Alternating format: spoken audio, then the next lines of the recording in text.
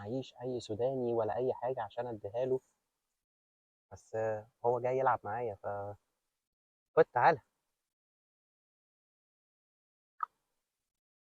تعالى اهي خد. هو ما بياكلوش جراس اصلا، السكورلز دول ما بياكلوش جراس. بس انا عايز اخليه هنا.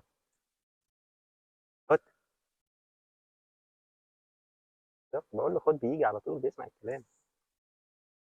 النية برضه مطلوبة مع الحيوانات.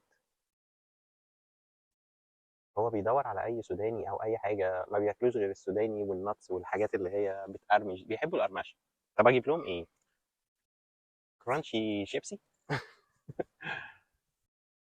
السلام عليكم ورحمة الله وبركاته. كل سنة وانتم طيبين. احنا داخلين على العيد الكبير، خلاص فاضل 3 ايام. 3 ايام، حد واثنين والثلاث الوقفة والاربع العيد. كل سنة وانتم طيبين.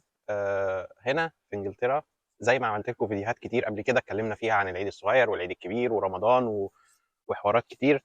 انا بفكر ان الناس اللي بتتفرج على الفيديو دلوقتي ابعتوا لي صور، فيديوهات عن احتفالاتكم بالعيد في الدولة اللي انت عايش فيها، ايا كانت هي ايه، ايا كان اللي انت بتعمله واللي حابب انك تفرج الناس عليه. في الفيديو ده هحط لك الايميل بتاعي تحت، وهحط لك رقم تليفون الواتساب بتاعي، تقدر تبعت لي فيديوهاتك او صورك على الواتساب.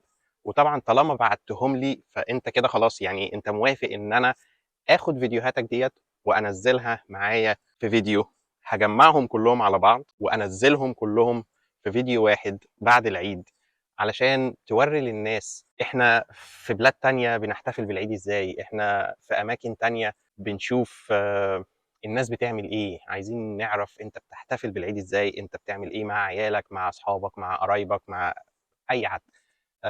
الايميل، رقم تليفوني ممكن تستخدمه تبعت لي عليه واتساب. ابعتوا لي الفيديوهات هجمعهم كلهم على بعض. لو ما حدش بعت حاجه وما حدش عايز انه يوري فيديوهاته او يوري احتفالاته او كده، برده ما فيش مشكله خالص، عادي الموضوع تمام خلاص، مش هعمل الفيديو. بس يعني لو في ناس بعتت هيكون في فيديو هعمله وهنزله بعد العيد على طول او اخر يوم العيد. وانا يعني انا برضو اول يوم العيد هصور لكم هنا احنا هنعمل ايه مع العيال، وهصور لكم كل حاجه هتحصل في خلال اليوم دوت، وازاي احنا بنقضي الاحتفال بتاع عيد الاضحى مع عيالنا هنا في انجلترا. اشوفكم ان شاء الله اول يوم العيد مع اول فيديو والعيال، وكل سنه وانتم طيبين واشوفكم على خير. سلام.